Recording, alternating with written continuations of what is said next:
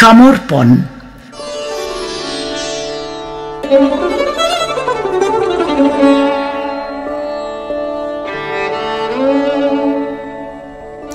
সেতার ও বেহালার সংমিশ্রণে ভেসে আসছিল করুণ সুর।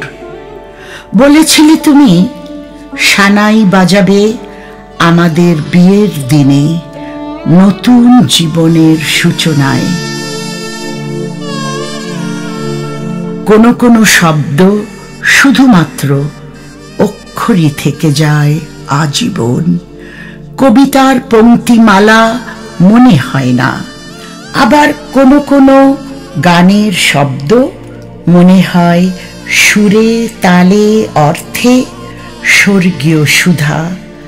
তুমি কখনো কোনো মধুময় শব্দ বলতে পারোনি যে আমার হৃদয়ের ফুলের কুঁড়ি প্রস্ফুটিত হবে।